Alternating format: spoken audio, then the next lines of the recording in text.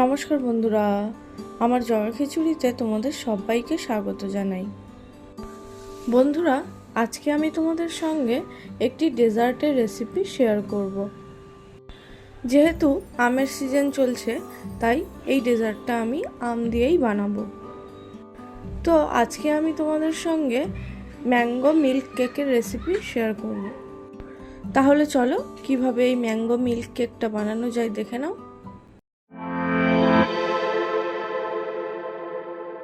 Mango milk কেকটা বানানোর জন্য লাগবে আম। এখানে আমি একটা বড় সাইজের আমকে ছাড়িয়ে টুকরো টুকরো করে নিয়ে একটা মিক্সিং জারের মধ্যে নিয়ে নিয়েছি। এবার এই আমটাকে পিউরি বানিয়ে নেব। দেখো বন্ধুরা, আমের পিউরিটা বানিয়ে ফেলেছি। একদম এরকম স্মুথ পিউরি লাগবে। এদিকে গ্যাসে একটা কড়াই চাপিয়ে দিয়েছি। কড়াইয়ের মধ্যে দিয়ে দেব 500 ml দুধ। এখন দুধটাকে ভালোভাবে ফুটতে দেব। দুধটাকে 5 থেকে 7 মিনিট খুব ভালোভাবে ফুটিয়ে নেব।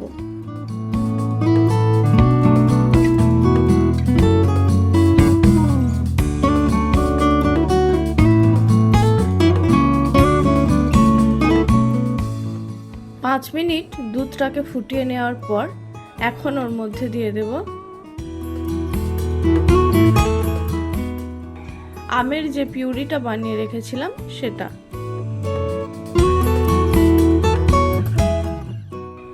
আমের পিউরিটা দুধের মধ্যে দেওয়ার পর একটা হ্যান্ড হুইস্কের সাহায্যে খুব ভালোভাবে দুধের সাথে পিউরিটা মিশিয়ে নেব।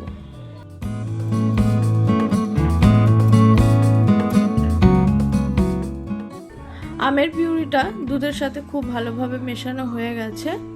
এখন হাতা দিয়ে এই দুধের মিশ্রণটাকে কন্টিনিউ চালাতে হবে।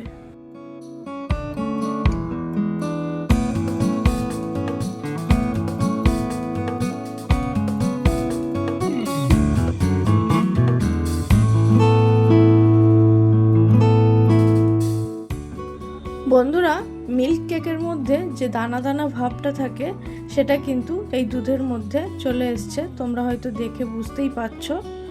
দুধের মধ্যে এই দানা ভাবটা আনার জন্য কিন্তু আমি কোনো ভিনিগার বা সাইট্রিক অ্যাসিড ব্যবহার করিনি। আমের মধ্যে যে টক ভাব থাকে সেটার ফলেই কিন্তু দুধের মধ্যে অলরেডি এই দানা ভাবটা চলে এসছে। কন্টিনিউ এইভাবে হাতা দিয়ে দুধটাকে নাড়াতে হবে, না হলে তলায় লেগে যেতে পারে।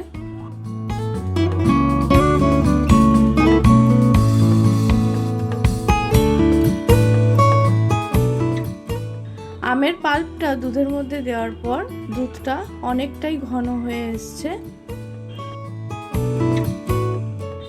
এখন এর মধ্যে দিয়ে দেব 3 টেবিল চামচ চিনি আর দেব 3 টেবিল চামচ গুঁড়ো দুধ। চিনি ও গুঁড়ো দুধটা দেওয়ার পর আবারও সবকিছুকে খুব ভালোভাবে মিশিয়ে নেব। বন্ধুরা, চিনিটা তোমরা তোমাদের পছন্দ মতো দেবে। তোমরা যে যেমন মিষ্টি পছন্দ করো সেইভাবেই ব্যবহার করবে।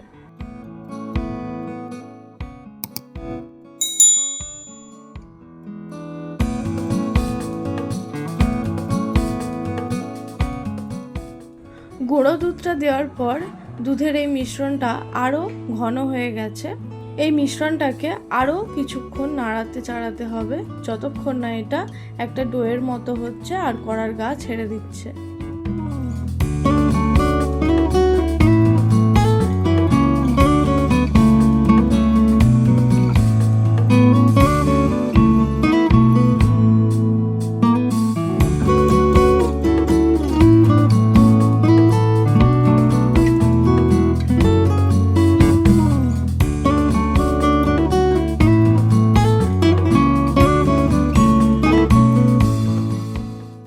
বন্ধুরা, এখন দেখো এই মিল্ক কেকের মিশ্রণটা অনেকটাই শুকনো হয়ে এসছে আর এটা কড়ার গাও ছাড়তে শুরু করেছে।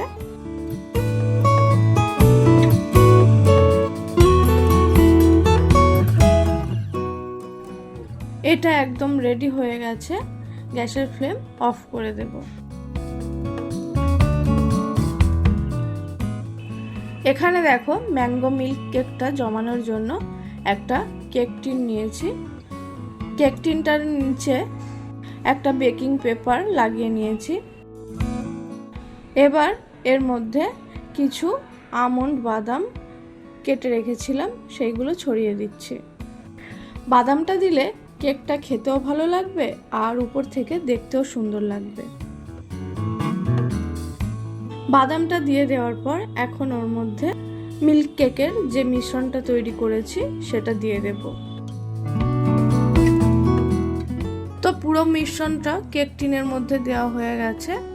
হাতাটা দিয়ে খুব ভালোভাবে চারিদিকে ছড়িয়ে দেব যাতে উপরটা সমান হয়ে থাকে।